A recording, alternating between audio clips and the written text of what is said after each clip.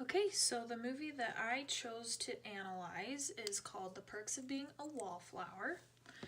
And this movie is set in the early 90s, and it's a film just about a bunch of high school kids. So they are all kind of confused about what they want to do with their lives, but they are really sure of who they are. So the main characters I'm going to introduce are Charlie, and he is our main character. He is the freshman that is coming in to high school, and he's not so sure how he's going to make friends, what he's going to do, how he's going to get through the next 4 years of high school. But lucky for him, he meets Sam, who is a girl, and he meets Sam and Patrick at the first football game of the year. And Sam and Patrick are step siblings. So they are together a lot and they get along really well. Another character I thought I would introduce because she gets kind of important later on in the story is Mary Elizabeth. And I'll explain her later. And then Charlie's Aunt Helen. And Charlie also has family, and there are also other people in their friend group, but they aren't so essential to this quick story about this movie. So now that we have our characters, I'll sum up kind of the plot of the movie. So like I said, Charlie, he's a cute little guy. He is starting high school, and he is all really, really scared about how he's going to make friends. He meets Sam and Patrick, who at a football game, and they kind of take him under his wing and invite him to a party that night where he meets the rest of the friends. So this really beautiful house here.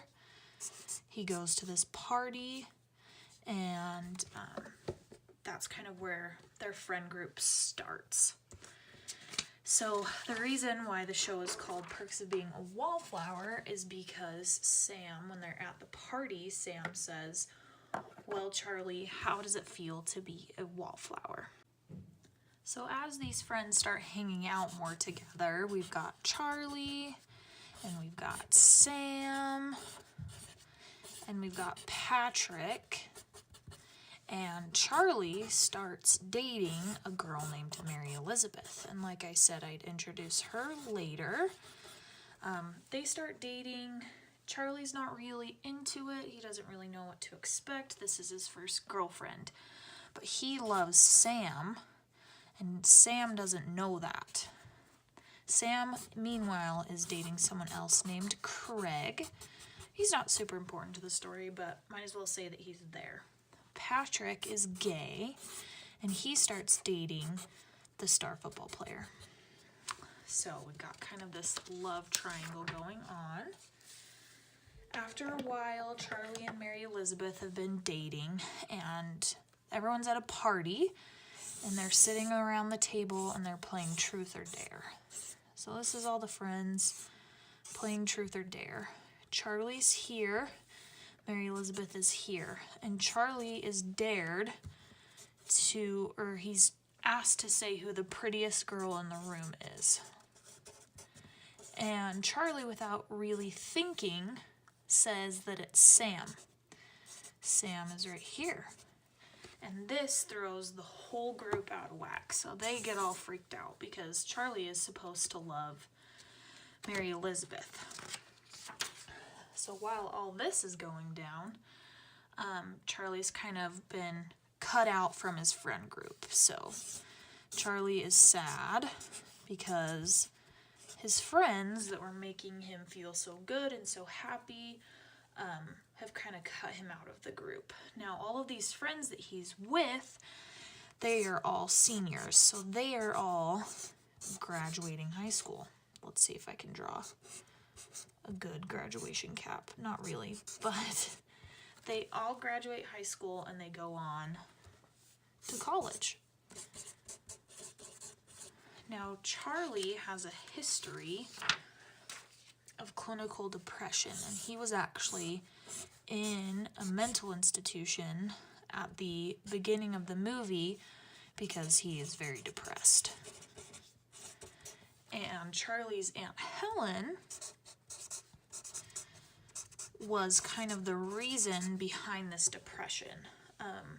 So Aunt Helen had sexually and physically abused Charlie as he was growing up, and sad things in his life trigger these memories. So all of his friends have left for college, and Charlie kind of has nowhere else to turn, no one else to do, and so he tries to kill himself. Luckily, his family catches him, and he has to go back into the institution.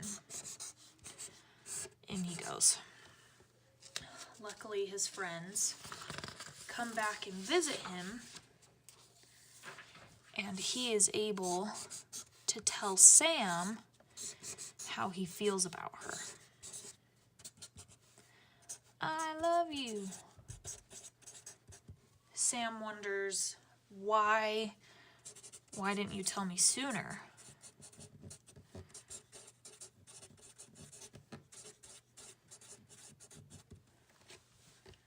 But in the end, Sam and Charlie, after Sam goes back to college again, and Charlie has some time to reflect upon his relationship with Sam, they end up working things out, and the very end of the movie is them driving in a car. Let's see if I can draw good. They're in a truck. This is not a very good truck, but Sam's in the back of the truck.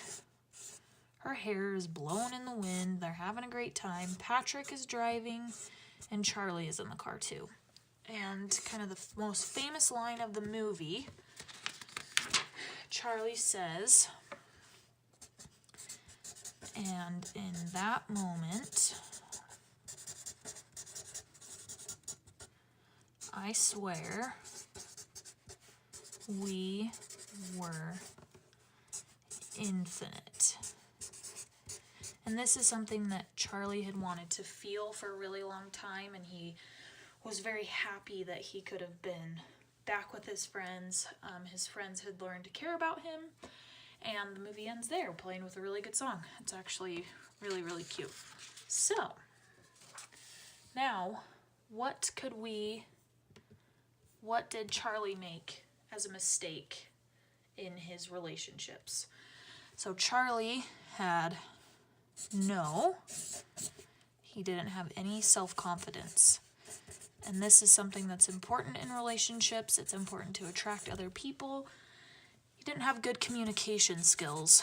The whole time he was pursuing Sam, he was never able to tell her how he felt. And that was something that affected him in the long run, because Sam kept wondering, why didn't you just tell me how you feel? You could have just told me how you feel.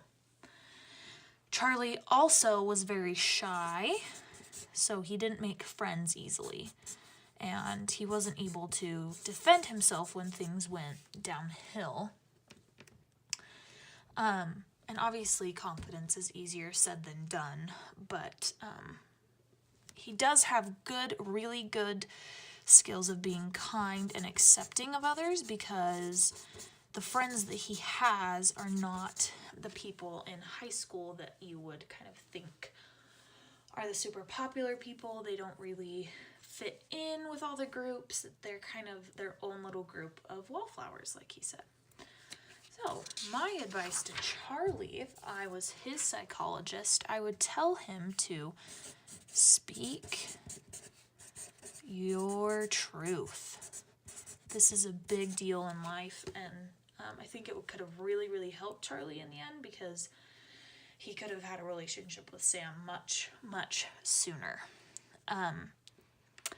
And along with speaking his truth, I think Charlie should have asked for help, because he was suffering all along, and he was kind of building up and having flashbacks, and his parents and his family could have easily helped him feel better about all the things that were going on in his life. So asking for help is a big one.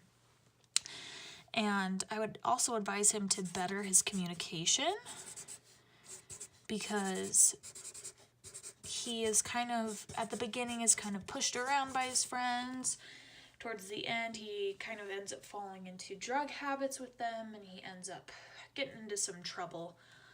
And with better communication, he could have said, I'm not okay with this, or I don't like what's going on here. But he was kind of peer pressured into it. But I would say the biggest thing is communication and speaking his truth. Charlie, in the end, ends up working out for him. He ends up being really happy with Sam, and things end up good for him, but he still has 3 years of high school left, and we don't see at the end kind of what really happens between these two. But it ends on a good note, and you can tell that Charlie is happy, but by being able to better his relationships with his friends, it could have helped him in the long run a lot. All right, that is it. Hopefully that wasn't too confusing. Yeah.